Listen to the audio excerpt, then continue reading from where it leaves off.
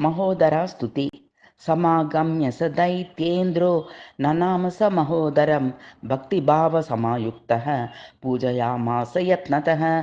पूजयित्वा यथा न्यायं पुनस्तं प्रणनाम सः कृत्वा करपुटं मोहस्तुष्टाव च महोदरं। मोहासुर उवाच नमस्ते ब्रह्मरूपाय महोदरस्वरूपिणे सर्वेषां भोगभोक्त्रे वैदेहदेहि मयाय च। मूषकारूढदेवाय त्रिनेत्राय नमो नमः।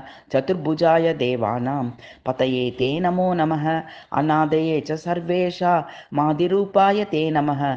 विनायकाय हेरम्ब दीनपालाय वै नमः। गणेशाय निजानन्दपतये ब्रह्मनायक सिद्धिबुद्धिप्रदात्रे वै ब्रह्मभूताय वै नमः।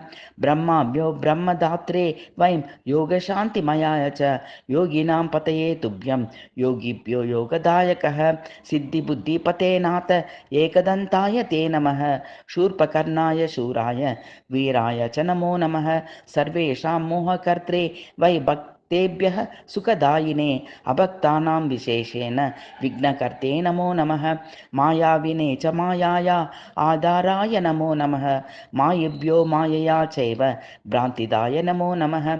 किं स्तौमि त्वां गणाध्यक्ष यत्र वेदाः सहाङ्कगाः शान्तिं प्राप्तास्तथापि त्वं संस्तुतोऽसि दयापरः।